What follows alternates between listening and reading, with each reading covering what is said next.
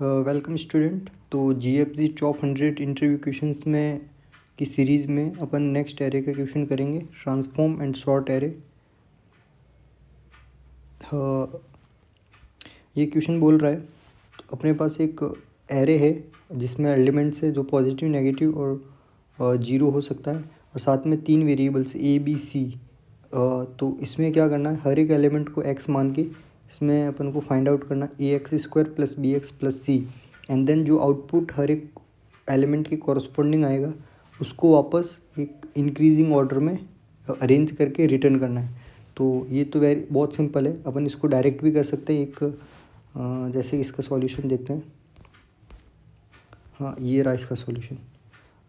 जैसे कि इसमें अपन ने एक फंक्शन डिफाइन करा है ऑटो एफ।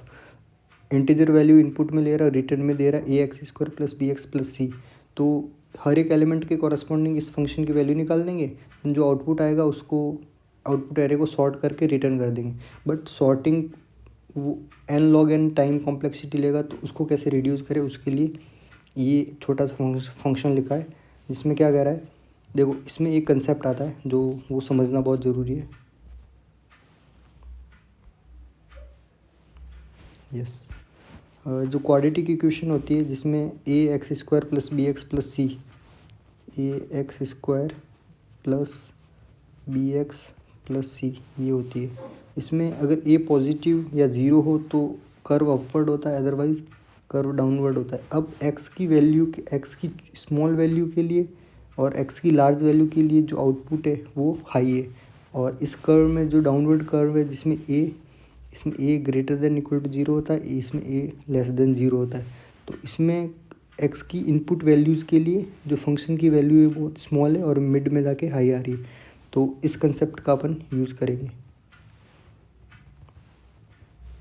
तो इंडेक्स ले ली, if A greater than equal to zero तो n-1 इंडेक्स ले लेंगे, ताकि क्योंकि जो इनपुट की एंड वाली एरे के एंड वाली जो एलिमेंट्स है उसके लिए वैल्यूज़ हाई आ रही है, तो उसको अपन एरे में फाइनल एंड में स्टोर करेंगे, इसलिए n-1 लिया। लेफ़्ट और राइट वैल्यू को डिफाइन कर दिया, एरे की L और एरे ऑफ R। मतलब एरे इन जो स्टार्टिंग का एलिमेंट है और जो फाइनल का एलिमेंट है उसको इस फंक्शन में डाल दिया, और ये X square plus B X और सी एक्स वैल्यू कैलकुलेट करके यहाँ पे आ जाएगी।